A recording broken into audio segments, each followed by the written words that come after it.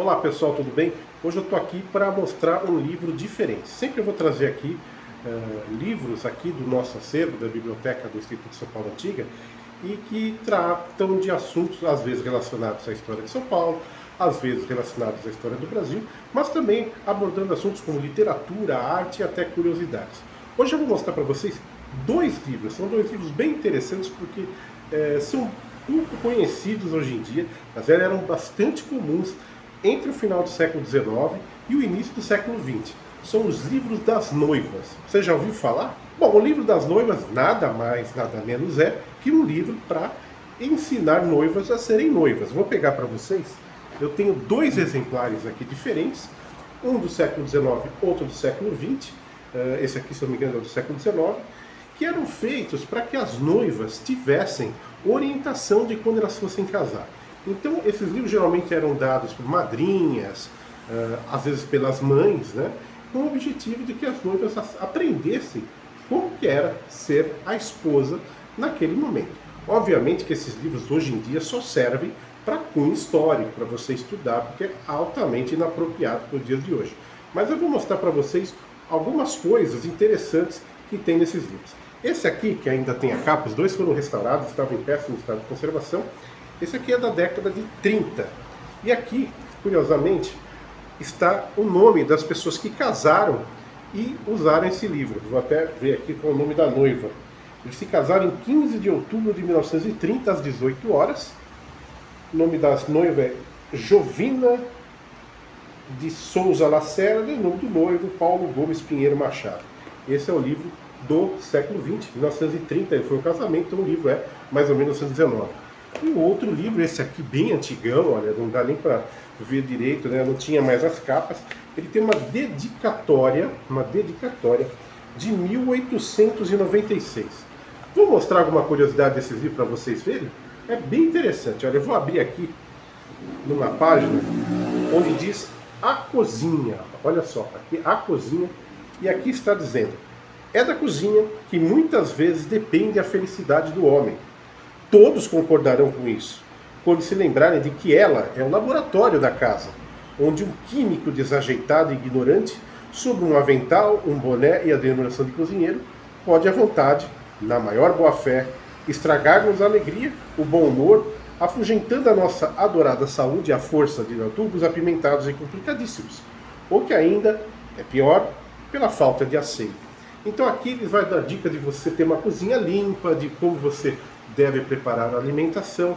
São várias dicas, né, de como devia ser a vida em casa, pelas noivas, né? É um livro, obviamente, hoje, sobre o viés machista, né? Mas na época era altamente aceitável. Fala sobre o dia do casamento, tem muita coisa interessante aqui de como a mulher deve se preparar as roupas, de como ela devia sair, né? Olha só, isso aqui é 1896, gente.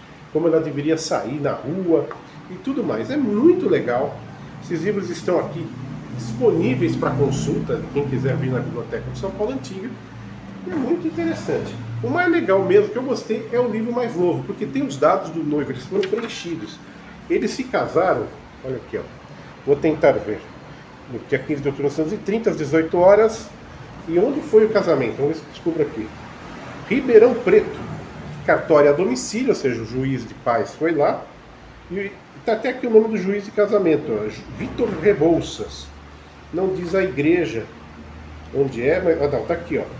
Vamos ver. Não, só diz que a cerimônia é católica. E o sacerdote foi o cônego Carlos Cerqueira. Está nessa parte aqui de baixo. Muito interessante, né? E aqui tem também um lugar para você preencher os presentes de casamento. As pessoas iam escrever, dei, por exemplo, hoje em dia uma geladeira, coisa que na época não tinha. Foi oferecido por fulano. E por aí vai. Tem muita coisa, fala para como se preparar para o dia do casamento, né, que era um grande acontecimento, né? De como se preparar na alimentação, olha, a digestibilidade dos alimentos também. Muito legal. Aí tem toda uma tabela de comidas, né? Muito interessante. Algo que para a época eu acho até bem arrojado, né? Olha, carne de mamíferos ou aves, bife quente ou frio. O ideal 100 gramas, tempo em horas. para digerir 3 a 4 horas. É uma tabela de digestão, né? Digestibilidade. Aqui tem todos os alimentos. Vamos ver aqui. Borracho assado ou borracho cozido, sei lá o que é um borracho. São 195 gramas o ideal, de 2 a 4 horas o tempo de digestão. Se alguém souber o que é um borracho assado, tá aí, diz para nós. Tem carne de lebre, de perdiz, de pombo, coisas que eram comum comer na época. E aí, além da saúde, da alimentação, tem outras dicas muito interessantes, como por exemplo a etiqueta. Como deve ser posta a mesa.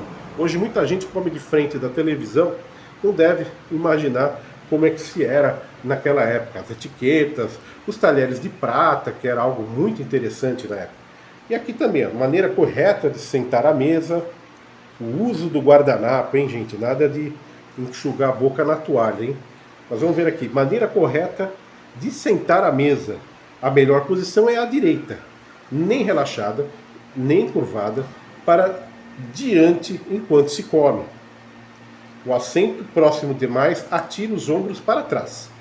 E muito afastado obriga a dobrar as costas. Portanto, o mais conveniente é aquela na qual o busto, está falando, né, da mulher, mas o homem também tem o busto, fica 20 centímetros da mesa, mais ou menos, é o que está escrito aqui. E considera-se falta de educação quando se está à mesa, com os cotovelos sobre a mesa, brincar com os talheres, fazer tinir os copos.